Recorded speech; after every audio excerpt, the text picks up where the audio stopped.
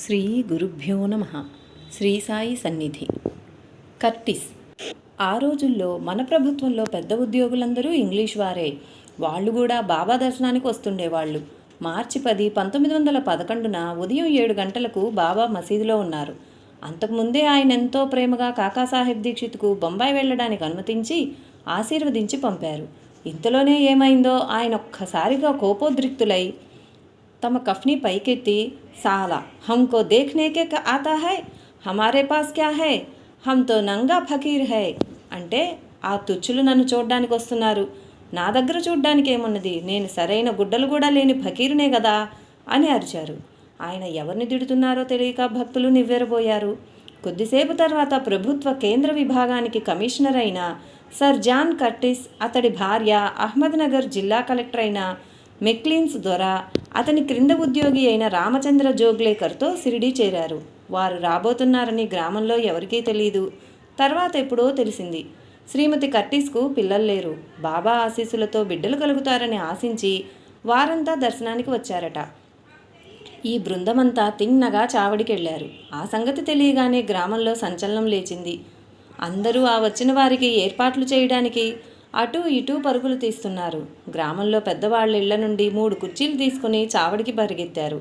చావడిలో వాటిపై దొరలందరూ కూర్చున్నాక జోగ్లేకర్ ఎంతో వినమ్రతతో వారి వెనుక నిలబడ్డాడు. మమల్తదారుగా రిటైర్ అయిన బాలాసాహెబ్ భాటే సాయి భక్తుడై ఆ సమయంలో షిరిడీలోనే ఉన్నాడని తెలిసి అతన్ని చావడికి రమ్మని జోగ్లేకర్ కబురు చేశాడు. అతడు సాయి సన్నిధి విడిచి రావడం సాధ్యం కాదని కబురు చేశాడు. అప్పుడు అక్కడ సహస్రబుద్ధే ఉన్నాడు. అప్పుడు వారు జోగ్లేకర్ను భాటే ఇంటికి రమ్మని కబురు చేసి అతడితో అక్కడే మాట్లాడారు. బాబా దర్శనానికి పెద్ద పెద్ద ఆఫీసర్లైన దొరలొచ్చారని, కనుక కాలకృత్యాలు త్వరగా ముగించుకొని వారికి దర్శనమియ్యడానికి త్వరగా సిద్ధంగమ్మని బాబాతో చెప్పవలసిందిగా సహస్రబుద్ధేను జోగ్లేకర్ కోరాడు.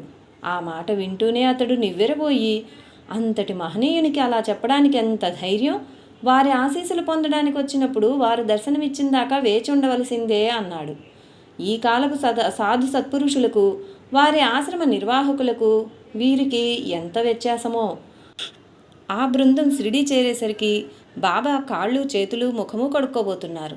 ఆ వెంటనే బాబా భిక్షకని గ్రామంలోకి వెళ్ళి అర్ధగంట తర్వాత తిరిగి వస్తున్నారు. ఆయన చావడి ఎదుటికొచ్చేసరికి శ్రీమతి కర్టిస్ గబగబా ఆయన వద్దకొచ్చి, బాబా ఆప్కే సాత్ కుచ్ బాత్ కర్నేకి హై, బాబా మీతో కొంచెం మాట్లాడాలి అన్నది. బాబా ఆమెను పట్టించుకోకుండా, ఆధా గంట ఠహర్ జావ్, అర్ధగంట ఆగు అని కసిరి ముందుకు సాగిపోయారు.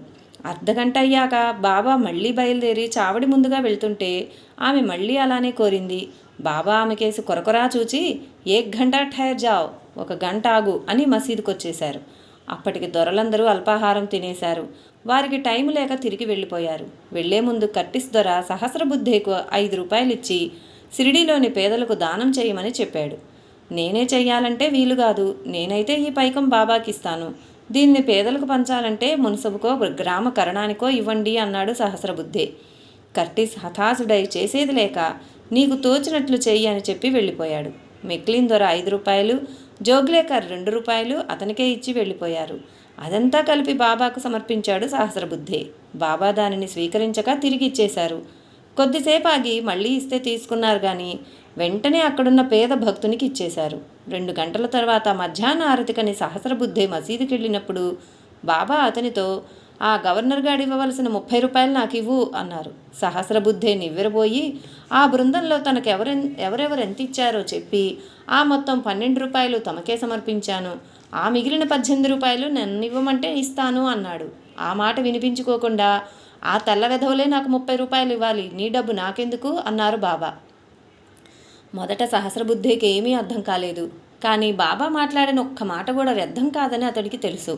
కనుక అతడు వెంటనే అహ్మద్నగర్కు శ్రీమతి కర్టిస్తో మాట్లాడి వివరాలు తెలపమని జోగ్లేకర్కు జాబు రాశాడు. తిరుగుటపాలో జోగ్లేకర్ జాబు రాశాడు. షిరిడీలో సహస్రబుద్ధేకు పైకమిచ్చే ముందు ఆ విషయమే కర్టిస్ దంపతులు వాదించుకున్నారట. మొదట శ్రీమతి కర్టిస్ షిరిడీలో ఏదైనా ధర్మం చేయడానికి కొంత పైకం సహస్రబుద్ధేకి ఇవ్వమన్నప్పుడు కర్టిస్ 1 రూపాయి మాత్రమే ఇస్తానన్నాడట. అది నీ హోదాకు అంతస్తుకు సిగ్గుచేటు, నీవు కనీసం 25 రూపాయలైనా ఇవ్వాలి అన్నదట ఆమె.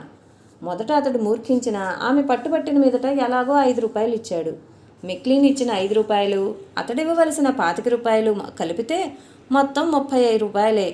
శ్రీమతి కర్టిస్కు తమ పట్ల దృఢమైన భక్తి లేకపోవడం వల్ల బాబా ఆమె భక్తికి ఓర్మికి పరీక్ష పెట్టారు. ఆమె ఓడిపోయింది.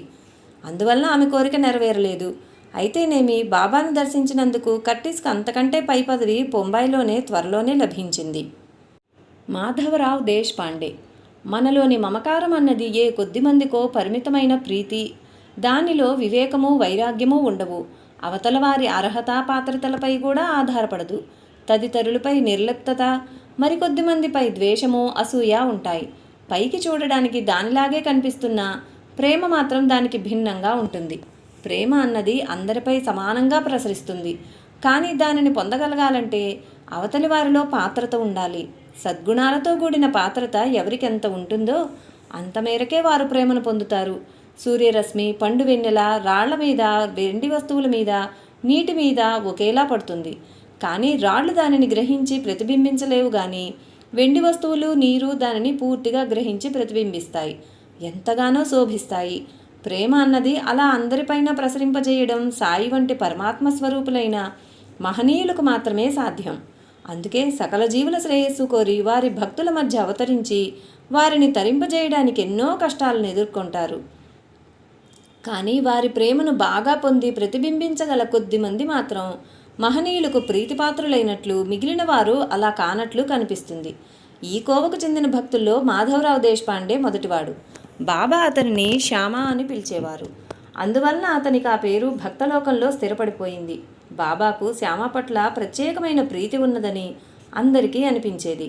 అందుకు కారణం ఎన్నో జన్మలుగా ఆయనకు అతడు చేస్తున్న సేవ ఫలితంగా బాబా తమ అవతార కార్యంలో అతనికి కేటాయించిన స్థానం అటువంటిదై ఉండవచ్చు కదా.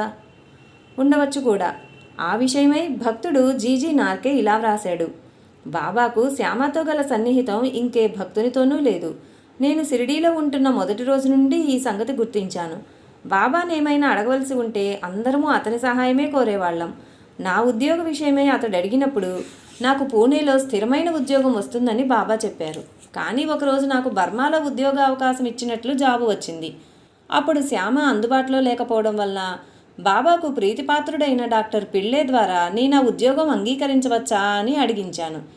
బాబా ఎందుకు అంగీకరించకూడదు, అది అన్ని దేశాల వంటిదే కదా అన్నారు. ఆ ఉద్యోగం అంగీకరించడం మంచిదేనా అని, కాకాకు ఆ ఉద్యోగమే స్థిరమవుతుందా అని పిళ్ళే అడిగితే అవును అవుతుంది అన్నారు. నేను వాడాకు వెళ్ళాక శ్యామ మొదలైన వాళ్లతో ఆ సంగతి చెబితే బాబా తామిచ్చిన మాట మార్చుకున్నందుకు అందరూ ఆశ్చర్యపోయారు. అప్పుడు శ్యామ నన్ను మసీదుకు తీసుకువెళ్ళాడు. డాక్టర్ పిళ్ళే కూడా అక్కడే ఉన్నాడు. శ్యామ, దేవా, మీరు నార్కే గురించి నాకు చెప్పింది నిజమా లేక సోదరుడు పిళ్ళేకు చెప్పిందా అని ఆవేదనతో అడిగాడు. పిళ్ళే కూడా చిరునవ్వుతో సరిగ్గా అదే ప్రశ్న వారిని వేశాడు. బాబా ప్రశాంతంగా నేను శ్యామకు చెప్పింది నిజమవుతుంది అన్నారు. అలానే జరిగింది. సాయికి సన్నిహిత భక్తుడైన మాధవరావు దేశపాండే షిరిడీకి 20 మైళ్ళలో ఉన్న నిమోన్ గ్రామంలో జన్మించాడు. మొదట అతని తండ్రికి 3 వివాహాలు చేసుకున్నా బిడ్డలు కలగలేదు. అప్పుడు ఆయన షిరిడీకి చెందిన లక్ష్మణ్ మామ సోదరిని వివాహం చేసుకున్నాడు. ఆమెకు కలిగిన మొదటి సంతానమే మాధవరావు. అతని 3వ ఏట అతడి తండ్రి షిరిడీ వచ్చి స్థిరపడిపోయాడు.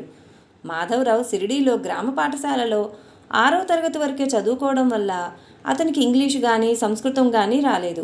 అప్పటి నుండి ఆ గ్రామస్తులతోనే కలిసి జీవిస్తుండడం వల్ల అతని వేషభాషలు కూడా వారి వల్లనే మొరటుగా ఉండేవి. అతనికి షిరిడీలోనూ నిమోన్లోనూ కూడా చిన్న ఇల్లు పొలాలు ఉండేవి. అతడు నిమోన్ గ్రామానికి ఈనాముదారు గనుక సంగమనేరు, కోపర్గాం మరియు సిన్నర్ తాలూకాల నుండి కొద్దిపాటి ఈనాము వచ్చేది. అతనికి కాశీనాథ్, బాపాజీ బల్వంత్ అని 2 తమ్ములుండేవారు. కాశీనాథుణ్ణి బంధువులొకరికి దత్తత ఇచ్చారు. అప్పుడు అతనికి గణేష్ శ్రీధర్ అని పేరు మార్చారు. మాధవరావుకు కూడా సంతానం కలగకపోయేసరికి 2వ వివాహం చేసుకున్నాడు. అప్పుడు అతనికి ఏకనాథ పంత్, జగన్నాథ్, ఉద్ధవరాజ్ అని 3 కొడుకులు కలిగారు. మాధవరావుది మంచి భారీ విగ్రహం, మంచి ఆరోగ్యం. 72 సంవత్సరాల వరకు అతనికి జలుబైనా చేసే ఎరుగడు. వేషభాషల్లోనేమి, ఆహార విషయంలోనైతేనేమి అతడెంతో ఆచారవంతుడు. గ్రామంలో కొద్దిమంది ఇళ్లకు తప్ప ఎక్కడకు భోజనానికి వెళ్ళేవాడు కాదు. అవసరమైనప్పుడు స్వయంగా వంట చేసుకునేవాడు. మాధవరావు మొదట కొన్ని సంవత్సరాలు షిరిడీలోని ప్రాథమిక పాఠశాలలో టీచర్గా పనిచేశాడు. తర్వాత బాబా అనుమతితో 3-4 మైళ్ళ దూరంలో ఉన్న అష్టగాం అనే గ్రామానికి పటేలుగా పనిచేశాడు. ఆ రోజుల్లోనే శ్యామ ఆయుర్వేద వైద్యం కూడా చేస్తుండేవాడు. అయితే అతడెవరికి మందిచ్చినా మొదట అందులో కొంచెం బాబా ఊది వేసి ఆయన్ను ప్రార్థించడం వలన అందరికీ వ్యాధులు తగ్గేవి. పెద్ద పట్టణాల్లో పేరు మోసిన డాక్టర్ల వల్ల కూడా కాని వ్యాధులు ఇతని వద్ద తగ్గేవి. నాడీ పరీక్షలో ఎంతో అనుభవం గడించాడు. స్వంతంగా వైద్య గ్రంథాలు చదివి తెలుసుకొనడమే గాక అతడు బాబా వద్ద కూడా ఎన్నో వైద్య రహస్యాలు నేర్చుకున్నాడు. మాధవరావు పనిచేసే బడి ఆ రోజుల్లో మసీదుకు ఎదురుగా ఉన్న ఇంట్లో ఉండేది. అక్కడి నుండి బడి ఇంకో చోటికి మార్చిన తర్వాత కొన్ని సంవత్సరాలు ఆ ఇంట్లో రాధాకృష్ణ అయి నివసించింది. ఆ తర్వాత కొంతకాలం అదే శ్యామకర్ణ అనే గుర్రానికి శాలగా ఉపయోగించారు. పాఠశాల అందులో ఉండగా దాని కిటికీ వద్ద కూర్చుని మసీదులో బాబా ఎప్పుడెప్పుడు ఏమి చేస్తున్నది మాధవరావు గమనిస్తూ ఉండేవాడు. మాధవరావుకు సుమారు 15 సంవత్సరాలు వచ్చేటప్పటికే అతడు ఉపాధ్యాయుడిగా పనిచేస్తున్నాడు. ఆ కాలంలోనే సాయి షిరిడీలో కాలు పెట్టారు. అప్పటికి ఆయన వయసు సుమారు 20 సంవత్సరాలు ఉన్నట్లున్నది. తర్వాత 10-15 సంవత్సరాల వరకు ఆయనతో కలిసి చిలీం త్రాగవచ్చని మాత్రమే అతడు మసీదుకు వెళ్ళేవాడు కానీ ఆయన కేవలం ఒక పిచ్చి ఫకీరని మాత్రమే తలచేవాడు. కొన్ని సంఘటనలు అతడికి ఆయన గురించి మొదటిసారి కొత్త ఆలోచనలు కలిగించాయి. అహ్మద్నగర్ జిల్లా కలెక్టర్ దగ్గర కార్యదర్శిగా పనిచేస్తున్న చిదంబర కేశవ్ గాడ్గే అకస్మాత్తుగా షిరిడీ వచ్చి ఆ గ్రామంలో మహాత్ముడు ఎక్కడ ఉంటారని మాధవరావునే అడిగాడు. అంత పెద్ద ప్రభుత్వోద్యోగి అలాంటి గ్రామానికి వచ్చే ముందు కబురు చేసి ముందుగా ఏర్పాటు చేసుకొనడం పరిపాటి. మాధవరావు, అంతటి మహాత్ములెవరు ఇక్కడ లేరే, ఇక్కడున్న ముస్లిం ఒక పిచ్చి ఫకీరు మాత్రమే, ఆయన శిథిలమైన మసీదులో ఉంటారు అన్నాడు. అప్పుడు గాడ్గే చెప్పాడు, పూణేలోని భీమశంకరాలయంలో ఒక ప్రఖ్యాత మహాత్ములున్నారు. షిరిడీలో ఒక గొప్ప మహాత్ములున్నారని, వారిని దర్శించి ఆశీస్సులు పొందమని వారు చెబితేనే తెలిసింది. ఈ పిచ్చి ఫకీరు దగ్గర ఏమున్నది? మన వంటి ఆచారవంతులు, విద్యావంతులు ఆ భీమశంకరాలయంలోని మహనీయుని వంటి వారిని ఆశ్రయించుకొని ఉండడం మంచిది. అటువంటిది మీరిక్కడికి వచ్చారేమి అన్నాడు శ్యామ. ఆ జవాబుకు గాడ్గిల్ అతని మిత్రులు ఆశ్చర్యచకితులయ్యారు. అయినా అతని అభిప్రాయాన్ని లెక్క పెట్టకుండా గాడ్గిల్ అతని మిత్రులతో కలిసి మసీదుకు వెళ్ళాడు. అతన్ని చూస్తూనే సాయి ఉగ్రులై, నేను మహాత్ముని కాను, నేను ఒక పిచ్చి ఫకీరును, ముస్లింను. మీరు తిరిగి వెళ్ళి ఆ భీమశంకరాలయంలోని మహాత్మునికే సాగిలపడండి అన్నారు. పూణేలోని మహాత్ములు చెప్పినట్లు సాయి సామాన్యులు గారని వారు గ్రహించారు. ఇలాంటి వివరాలు కొన్ని శ్యామ ఇలా చెప్పాడు. అక్కల్కోట మహారాజు యొక్క భక్తుడైన ఆనందస్వామి యవలాకు 6 మైళ్ళ దూరంలో ఉన్న సవర్గావ్లో మఠం స్థాపించుకొని ఉండేవారు. 1855 సంవత్సరంలో నేను, నందరాం మార్వాడి మొదలైన వారు వారి దర్శనానికి వెళ్లే నాటికి వారికి సుమారు 95 సంవత్సరాలు. ఆయన కేవలం ఒక లంగోట మాత్రమే ధరించినప్పటికీ పరమాత్మ సాక్షాత్కారం పొందిన గొప్ప మహనీయులు. మేము వారిని దర్శించుకున్నాక బాబాను దర్శించడానికి వారు మాతో షిరిడీ వచ్చారు. ఆయన సాయిబాబా ఒకరినొకరు చూచుకున్నారు కానీ ఏమీ మాట్లాడుకోలేదు. ఆనందస్వామి తిరిగి వెళ్ళాక శ్రీ సాయి గురించి ఆ పేడకుప్ప మీద ఆయన ఒక వజ్రం వంటి వారు అని చెప్పాడు. ఒకసారి గంగగీరు షిరిడీ వచ్చి భారీ ఎత్తున సప్తాహము 7 రోజులు పూర్తయ్యాక మంత్రసహితంగా హోమము, ఎందరికో అన్న సంతర్పణ జరిపించారు. ఇది జరిగినది ఆనందస్వామి వచ్చి వెళ్ళిన చాలా కాలానికి. గంగగిరి కూడా సాయిబాబాని దర్శించి వారిని ఎంతగానో ప్రశంసించారు. క్రమంగా శ్యామభావంలో మార్పు రానారంభించింది. సాయి షిరిడీ చేరే నాటికి మారుతి ఆలయంలో నివసిస్తున్న దేవీదాసు, పవిత్రమైన మహానుభావ సంప్రదాయానికి చెందిన జానకీదాసు అనే సాధువులిద్దరూ సాయి పట్ల అమిత భక్తి శ్రద్ధలతో, ప్రీతితో ఆయన సన్నిధిలో ఎందుకు కాలం గడిపేవారో అర్థం కాజొచ్చింది. అయినా అతడు వెంటనే సాయికి భక్తితో నమస్కరించలేకపోయాడు. మాధవరావు తరచూ రాత్రిళ్ళు పాఠశాలలో ఒక్కడే పడుకునేవాడు. అప్పుడప్పుడు అర్ధరాత్రి అతనికి మసీదులో ఎవరో ధారాళంగా ఇంగ్లీషు, సంస్కృతం, హిందీ, ఉర్దూ వంటి భాషల్లో మాట్లాడుతుండడం వినిపించేది. చూస్తే అప్పుడు మసీదులో బాబా ఒక్కరే ఉండేవారు. అలా కొన్నిసార్లు జరిగాక సాయి గొప్ప సిద్ధపురుషుడన్న భావం అతనిలో దృఢపడింది. అటు తర్వాత అతడు సుమారు 20 సంవత్సరాలు అచంచలమైన విశ్వాసంతో ఆయన్ను సేవించాడు. ఆయన మాటే అతనికి వేదవాక్కు. అతను బాబాను దేవా అని పిలిచేవాడు. ఆయన ప్రేమగా అతన్ని శ్యామా అని కానీ, షామ్యా అని కానీ పిలిచేవారు. షామ్యా అంటే శ్యామాగాడు అని అర్థం. అంటే ముద్దుగా కిష్టిగాడు అని పిలిచేవారన్నమాట. ఈ విధంగా బాబాతో సాహచర్యం అతనికి 44 సంవత్సరాల పైన లభించింది. శ్యామకు బాబాతో అనుబంధాన్ని తెలిపే కొన్ని మచ్చుతునుకలు. ఒకరోజు బాబా చేతిలో ఎవరో ఏవో పప్పులు పిడికెడు పోశారు. ఆయన వెంటనే శ్యామాని పిలిచి పప్పులు అతని చేతిలో పోసి తినమన్నారు. శ్యామ ఆశ్చర్యంతో, చిచ్చి, ఇవాళ ఏకాదశి కదా, ఈనాడు అవి తిని పాపం తెచ్చుకోమంటారా? నేనవి ముట్టుకోనైనా ముట్టుకోను అన్నాడు. బాబా నవ్వుతూ, సరే తినొద్దులే అన్నారు. మరొకసారి ఒక భక్తుడు బాబాను, సాయి, ఏకాదశి వంటి పర్వదినాల్లో ఎవరైనా ఉల్లి తినవచ్చా అని అడిగాడు. బాబా ఏమీ తడుముకోకుండా వెంటనే ఆహా, తినకూడదు అన్నారు. ఆ భక్తుడు అంతటితో విడిచిపెట్టక, అదేమి, అది కూడా అన్ని దుంపల వంటిదే కదా, దాన్ని మాత్రమే ఏకాదశి నాడు ఎందుకు తినకూడదు అని అడిగాడు. బాబా నవ్వుతూ, తింటే ప్రమాదం ఏమీ లేదు, తినవచ్చు అన్నారు. అంతవరకు వారిరువురి సంభాషణను ఎంతో శ్రద్ధగా వింటున్న శ్యామ కల్పించుకొని ఆవేశంగా అడిగాడు, దేవా, మీరింత తికమకలుగా గోడ మీద పిల్లివాటంగా మాట్లాడతారేమి? ఒక మాట ఉల్లి తినొచ్చంటారు, మరొకసారి తినకూడదంటారు. మీరు చెప్పదలుచుకున్నదేదో స్పష్టంగా నిర్మోహమాటంగా చెప్పొచ్చు కదా అన్నాడు.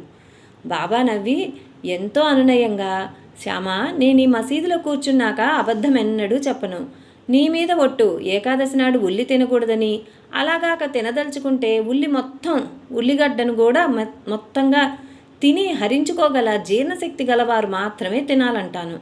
అలా కాని వారు అట్టి ప్రయత్నం చేయకూడదు అన్నారు. బాబా రోజు తమకొచ్చే దక్షిణలు సుమారు 500 రూపాయలు సూర్యాస్తమయ సమయంలో ఆరతి అయ్యాక భక్తులకు, పేదసాదలకు పంచేవారు. తాత్యాకోతే వంటి కొందరు భక్తులకు నియమంగా రోజు ఒకే మొత్తం ఇచ్చేవారు. కానీ మహల్సాపతికి, శ్యామాకు మాత్రం ఎప్పుడూ ఏమీ ఇచ్చేవారు కాదు. ఒకసారి అతడు, బాబా, నీవెందరికో సిరి సంపదలు ఇచ్చావు కదా, నాకివ్వలేదేమి అని అడిగాడు కూడా. సాయి ఎంతో ప్రేమగా, సిరి సంపదలు నీకు తగవు, నీకు ఇవ్వవలసింది వేరు అన్నారు. ఆయన అతనికి ఇవ్వదలిచిందేమిటి? దానికి సమాధానం సాయి ఇంకొకప్పుడు సూచించారు. అతడు కైలాసము, వైకుంఠము, బ్రహ్మలోకము నిజంగా ఉంటే చూపించమని కోరితే బాబా అతనికి వాటి దర్శనమిప్పించి, మనం కోరవలసింది ఇవేవీ కాదు, వీటికి పైనున్నది అన్నారు. అది అతనికి ఆయన ప్రసాదించదలిచింది. ఒకసారి మాధవరావుకు తీవ్రమైన కంటిపోటు వచ్చింది. ఎన్ని మందులు తీసుకున్నా తగ్గలేదు. చివరకు బాబాపై పట్టరాని కోపంతో మసీదుకు వెళ్ళి, దేవా, నీ అంత కఠినాత్ముడు పక్కవాడు చేస్తున్నా ఏమీ పట్టించుకోనివాడు ఇంకెవ్వరూ ఉండరు. అందరికీ ఏమేమో మందులతో కానీ మహిమలతో కానీ ఎన్నో వ్యాధులు తగ్గిస్తున్నావు కానీ నేను ఈ బాధతో మెలికలు తిరిగిపోతూ నిన్నెంతగా ప్రార్థించినా పట్టించుకోవే. ఇంతకన్నా సిగ్గుచేటేమైనా ఉందా? నీవేం దేవుడివి?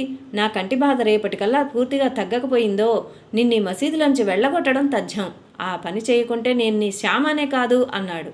బాబా ప్రశాంతంగా విని ఎంతో ప్రేమగా నవ్వుతూ, శ్యామ, ఏమిటి నీ పిచ్చివాగుడు? 7 మిరియాలు నీటిలో గంధంగా అరగదీసి కళ్ళల్లో పెట్టుకో, అదే తగ్గిపోతుంది. ఈ ఊది తీసుకుని వెళ్ళు అన్నారు. ఈసారి శ్యామ మరింత రెచ్చిపోయాడు. ఏమి తెలివయ్యా, నీకు ఈ వైద్యం ఎవడు నేర్పాడట? నా కళ్ళేమన్నా పోవాలనా? మిరియాలు కళ్ళల్లో పెట్టుకోమంటా అన్నాడు. బాబా అతని మాటలు ఏవీ పట్టించుకోకుండా, నీ అతి తెలివి చాలు, ఊది తీసుకుపోయి చెప్పినట్లు చేయి, తగ్గకపోతే నీ ఇష్టం వచ్చింది చేయొచ్చు అన్నారు. శ్యామ పైకి అలా మాట్లాడినా ఆయన మాట మీద విశ్వాసంతో ఆయన చెప్పినట్లే చేశాడు. దానితో ఆ బాధ పూర్తిగా తగ్గిపోయింది. బాబా ఇతన్ని ఎంతో ప్రేమగా చూసుకునేవారు. సాయంత్రం అయ్యాక ఎవరో కొద్దిమంది సన్నిహిత భక్తులను తప్ప బాబా ఎవరినీ మసీదులోకి రానిచ్చేవారు కాదు. కానీ శ్యామాన్ మాత్రం యథేచ్ఛగా ఏ సమయంలోనైనా రానిచ్చేవారు బాబా. తాత్యాసాహెబ్ నోల్కర్ ప్రమాదంగా జబ్బుపడి చివరి రోజు అర్ధరాత్రి బాబా పాదతీర్థం కావాలని కోరాడు. ఆ వేళగాని వేళ మసీదుకు వెళ్ళి బాబాను నిద్రలేపి ఆయన పాదతీర్థం తీసుకునేందుకు ఎవరూ ధైర్యం చేయలేకపోయారు. అప్పుడు శ్యామ అందుకు పూనుకుని నెమ్మదిగా చప్పుడు కాకుండా మసీదులోకి ప్రవేశించాడు. అది చూసిన బాబా అతన్ని తన్నాలని కాలు పైకెత్తారు. ఆయన కోపాన్ని పట్టించుకోకుండా అతడు తనతో సిద్ధంగా తీసుకువెళ్లిన నీటి పాత్రలో వారి బొటనవేలు ముంచుకొని మరుక్షణమే పరుగెత్తిపోయాడు. ఆ తీర్థం నోట్లో పోయగానే నోల్కర్ ఎంతో తృప్తిగా ప్రాణం విడిచాడు. నిత్యము మధ్యాహ్న హారతి అయ్యాక మాధవరావు దేశపాండే బాబా వద్దకు వెళ్ళి, దేవా, మీరు లేచి మీ స్థానంలోకి వెళ్ళండి, భక్తులు సమర్పించే నైవేద్యాలు స్వీకరించి అవన్నీ కలిపి అందరికీ ప్రసాదం పంచండి అని చెప్పేవాడు. వెంటనే బాబా బుద్ధిమంతుడైన పిల్లవానిలా నింబారు వద్దకు వెళ్ళి కూర్చుని ఆయన చెప్పినట్లు చేసేవారు. షోలాపూర్కు చెందిన శ్రీమతి ఔరంగాబాద్కర్కు 27 సంవత్సరాల పాటు బిడ్డలు కలగలేదు. ఆమె తన సవతి కొడుకుతో షిరిడీ వచ్చి బాబా సేవలో 2 మాసాలున్నది కానీ భక్తులందరి ఎదుట ఆయనకు తమ కోరిక నివేదించుకోలేకపోయింది. ఆమె శ్యామతో చెప్పుకోగా అతడు ఆమెను ఒక కొబ్బరికాయ తీసుకుని మసీదుకు రమ్మనమని చెప్పి బాబాతో, దేవా, ఈ కొబ్బరికాయ ప్రసాదంగా ఆమెకిచ్చి ఆమె కొడుకు పుట్టేలా ఆశీర్వదించు అన్నాడు. మొదట చాలాసేపు బాబా అంగీకరించక అతడితో వాదించారు. చివరకు ఆమె పవిట చెరుగులో కాయ వేసి ఆశీర్వదించారు. సంవత్సరంలోగా ఆమెకు కొడుకు పుట్టారు. వారు బిడ్డను తీసుకుని మరలా బాబాను దర్శించి తాము మొక్కుకున్నట్లే శ్యామకర్ణకు శాల నిర్మించడానికని 500 రూపాయలు సమర్పించుకున్నారు. శ్యామ స్మృతులు ఇలా ఉన్నాయి. 1915 సంవత్సరం ప్రాంతంలో బూటి, కాకా దీక్షిత్ మొదలైన వారందరూ షిరిడీలో ఉన్నారు. అప్పుడు బాబా కిర్వండీకర్ అనే భక్తుడొచ్చి కొంతకాలం ఇక్కడ ఉన్నాడు. అతని 3 ఏళ్ల కూతురు బావిలో పడిపోయింది. అప్పుడు బాబా తమ అద్భుత రీతిన ఆ పాపను అంతెత్తు నుండి ఒక్కసారిగా పడిపోకుండా తమ అదృశ్య హస్తంతో పట్టుకొని నెమ్మదిగా ఆమెను నీటిపై దెబ్బ తగలకుండా ఉంచారు. ఆ పాప తాను బాబాకు సోదరినని చెప్పుకునేది. ఇప్పుడు ఆమె గృహిణి అయి మాలేగావ్లో ఉంటుంది. బాబా కాలంలో ఎందరో రోహిల్లాలు ఇక్కడికి వచ్చారు. బాబాసాహెబ్ డేంగ్లే మరియు అతని తమ్ముడు నానాసాహెబ్ డేంగ్లే నీమ్గావ్లో భూస్వాములుగా నివసిస్తుండేవారు. వారు ఉన్నత ప్రభుత్వోద్యోగులు గారు కానీ అట్టి ఉద్యోగులతో వారికి ఎంతో పలుకుబడి ఉండేది. సాయి సేవ వలన శ్యామ తమ వైద్య వృత్తిలో తప్ప మరే విధమైన లౌకిక ప్రయోజనాన్ని పొందలేదు. కానీ ఆయన ప్రేమను, ప్రత్యేకమైన ప్రసాదాలను మాత్రం పొందేవాడు. ఒకసారి వామన్ నర్వేకర్ అను భక్తుడు బాబాకు ఒక వెండి నాణ్యం సమర్పించాడు. దాని మీద ఒక ప్రక్క సీతారామ లక్ష్మణుల బొమ్మ, మరొక ప్రక్క హనుమంతుని బొమ్మ ఉన్నాయి. బాబా దాన్ని తీసుకుని చిన్న పిల్లాడిలా ఎంతో సంతోషంతో, ఆసక్తితో చాలాసేపు అటు ఇటు తిప్పి చూశారు. దానిని వారి ప్రసాదంగా తనకివ్వమని నర్వేకర్ అడిగాడు. బాబా అయిష్టంగా 25 రూపాయలు దక్షిణిస్తే ఇది ఇచ్చేస్తానన్నారు. అతడు వెంటనే ఆ పైకం సమర్పించాడు. బాబా నవ్వి, అబ్బా, ఎంత ఆశ! నీవు 25 రూపాయలు కాదు కదా, నాణేల రాశి కుమ్మరించినా దీనిని మాత్రం తిరిగివ్వను అన్నారు. కానీ తర్వాత అది శ్యామకిచ్చి నిత్యము పూజించుకోమన్నారు. అలాగే అతనికి ఏకనాథ భాగవతము, విష్ణు సహస్రనామము, వెండి పాదుకలు, వెండి విగ్రహాలు, ఇలా ఎన్నో పవిత్రమైన వస్తువులు ఇచ్చారు. అంతేగాని అతనికి డబ్బు మాత్రం ఎప్పుడూ ఇవ్వలేదు.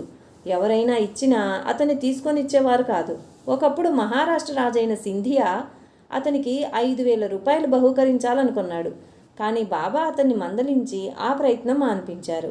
అయితే శ్యామకు ఎన్నో పుణ్యక్షేత్రాలు దర్శించే అవకాశాలు బాబా ప్రసాదించారు.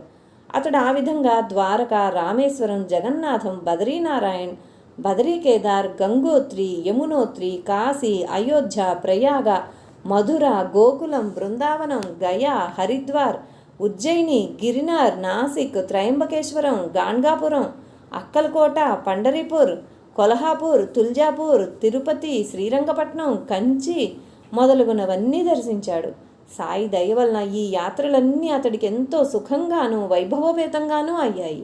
అతన్ని ఎందరో కోటీశ్వరులు ఈ యాత్రలకు ఎంతో గౌరవంగా తీసుకెళ్ళి అతని చేత 1 రూపాయి అయినా ఖర్చు చేయనీయలేదు. ప్రతి క్షేత్రంలోనూ అతన్ని ఎంతో ప్రత్యేకంగా గౌరవించి ముఖ్య అతిథిగా చూసుకునేవారు. రాజులు, మహారాజులు, జాగీర్దారులు, పెద్ద పెద్ద ప్రభుత్వోద్యోగులు, శ్రీమంతులు అతనికి ఘనంగా స్వాగతమిచ్చి చక్కగా అలంకరించిన ఏనుగుల మీద పల్లకీలలోనూ తీసుకువెళ్ళి వారి పరిసరాలలోని పుణ్యక్షేత్రాలను చూపేవారు. అదంతా బాబా అనుగ్రహమేనని తెలిసిన అతడు ఎక్కడికెళ్ళినా సాయి మహిమనే వెల్లడి చేసేవాడు. ఈ శ్యామ తన సాటి సాయి భక్తులలో కొందరు ప్రముఖుల గురించి కొన్ని ఆసక్తికరమైన అంశాలు చెప్పాడు. మొదట ఉపాసనీ బాబా షిరిడీ వచ్చినప్పుడు ఈ దీక్షిత్ వాడాలోనే భోజనము, నిద్ర చేస్తుండేవాడు. అప్పటికి అతడు ఇంకా అస్వస్థతగానే ఉన్నాడు. ఒకరోజు నిద్దట్లో నేను చచ్చిపోయాను అని కేకవేసి తనను కాపాడమని బాబాను ప్రార్థించమని నన్ను కోరాడు. ఆ సంగతి బాబాతో చెబితే, ఈ స్థానం రక్షించేదే కానీ చంపేది కాదు అన్నారు. నేను మొదట ఉపాసనీ బాబాను చూచి గూఢచారి అనుకున్నాను. తాను అలాంటి వాణ్ణి కానని అతడు చెప్పాడు. అతడు మొదట వచ్చినప్పుడు అతన్ని షిరిడీలోనే ఉండిపోమ్మని, లేకుంటే 8 రోజుల్లో తిరిగి రమ్మని బాబా చెప్పారు. ఉపాసని అంగీకరించక తమ స్వస్థానమైన ధూలియా చాలా దూరమని సాకు చెప్పాడు. తర్వాత అతడు తిరిగి వచ్చాక 2 సంవత్సరాలు దీక్షిత్వాడాలోనే ఉన్నాడు. అతడు తిరిగి వచ్చిన 15 రోజుల తర్వాత అతన్ని 4 సంవత్సరాలు ఖండోబా ఆలయంలో ఉండమని చెప్పి చివరికి ఖండోబా అనుగ్రహం అతడికి కలుగుతుందని బాబా హామీ ఇచ్చారు. వాడాలో ఖాపర్దే సద్గ్రంథ పఠనం చేసేవాడు.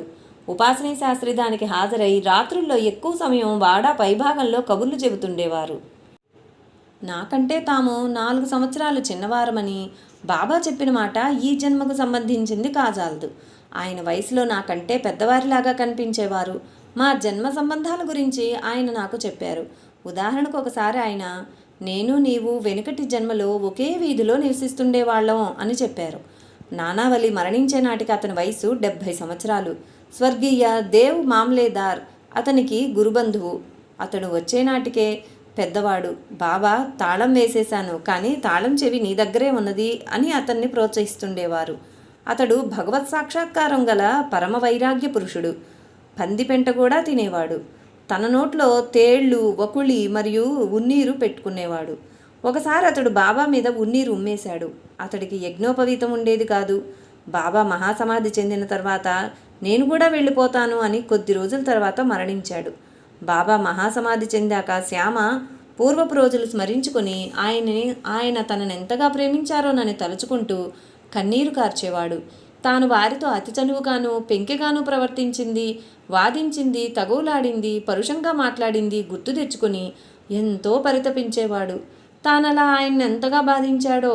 అంతటి పూర్ణ భగవత్ స్వరూపి పిన్నలు, పెద్దలు, పేదలు, ధనికులు అన్న భేదమే లేక అందరితో కలిసిమెలిసి సంచరించడమే గాక తననెంతగానో ప్రేమించి తాను కోరిందల్లా ఎలా నెరవేర్చారో భక్తులకు చెబుతూ కంటతడి పెట్టేవాడు. బాబా తమ మహాసమాధి తర్వాత కూడా అతన్ని మరువక కంటికి రెప్పలా అతన్ని కాపాడుతూ వచ్చారు. పై చెప్పిన కారణాలుగా భక్తులందరికీ శ్యామ పట్ల ప్రత్యేకమైన అభిమానం ఉండేది. దీక్షిత్ తాను కట్టించిన వాడాలో అతన్ని ఉండనిచ్చారు. అందువల్ల అతడు తమ ఇల్లు అద్దెకిచ్చుకుని దానిపై జీవించేవాడు. బూటీ కూడా సమాధి మందిర నిర్వహణ అతనికే అప్పగించాడు. అందుకుగాను అతనికి 7 రూపాయలు నెల జీతం కూడా ఏర్పాటు చేశాడు. కానీ చివరిలో ఏదో కలత వలన 1922లో స్థాపించబడిన షిరిడీ సంస్థాన కమిటీ ఆ గదులు ఖాళీ చేయమని ఆదేశించింది. అతడు వెంటనే తన ఇంట్లోకి మారి ప్రశాంతంగా జీవించాడు. ఏప్రిల్ 16, 1940న పవిత్రమైన గురువారం నాడు అతడు తన 80వ ఏట ప్రశాంతంగా సాయి పాదాలలో ఐక్యమయ్యాడు. ఇంతకు సాయి సన్నిధిలో ఇంతటి భాగ్యశాలి సాధించుకున్నదేమిటి? దాని సమగ్ర రూపం శ్రీ సాయికి మాత్రమే తెలుస్తుంది. కానీ అదెంతటిదో సూచించగల ఒక్క విషయం దాదాసాహెబ్ ఖాపర్దే తన డైరీలో డిసెంబర్ 8, 1911న ఇలా వ్రాసుకున్నాడు. మాధవరావు దేశపాండే ఇక్కడ నిద్రపోతున్నాడు. నేనెన్నడూ చూడనిది, నా చెవులతో విననిది, గ్రంథాలలో మాత్రమే చదివిన విశేషం ఒకటి చూచాను. అతని యొక్క ప్రతి ఉచ్ఛ్వాస నిశ్వాసలోనూ స్పష్టంగా సాయినాథ్ మహారాజ్, సాయినాథ్ బాబా అన్న శబ్దం స్పష్టంగా వినిపిస్తోంది.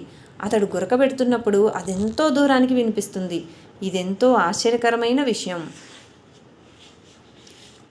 ఉద్ధవరావు దేశపాండే. మాధవరావు దేశపాండే కుమారుడు ఉద్ధవరావు.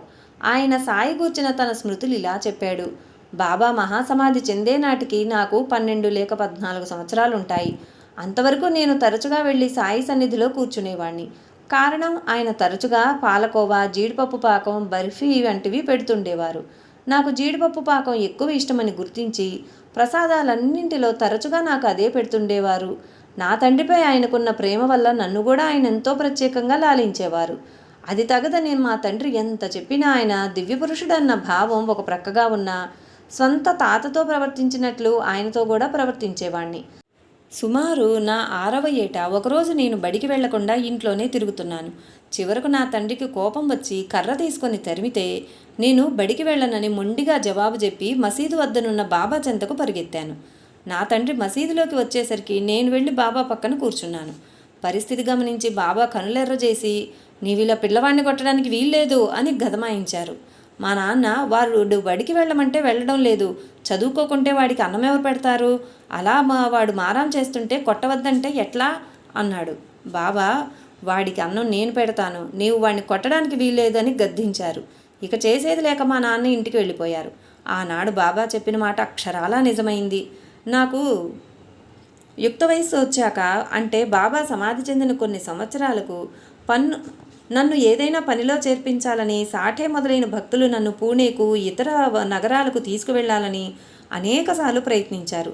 కానీ సరిగ్గా బయలుదేరే రోజుకు నాకు ఎక్కడలేని రోగం ముంచుకొచ్చి ఆ ప్రయత్నం మానుకోవలసి వచ్చేది. ఇలా ప్రతిసారి జరుగుతుండడంతో నేను షిరిడీ విడిచి వెళ్ళడానికి బాబా అనుమతి లేదని తలచి ఆ ప్రయత్నం విరమించుకున్నారు.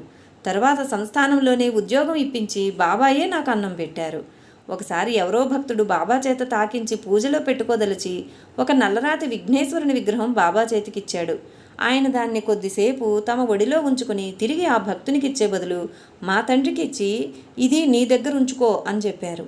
అది అప్పటి నుండి మా ఇంట్లోనే ఉన్నది. శ్రీ సాయినాథ్ మహారాజుకి జై.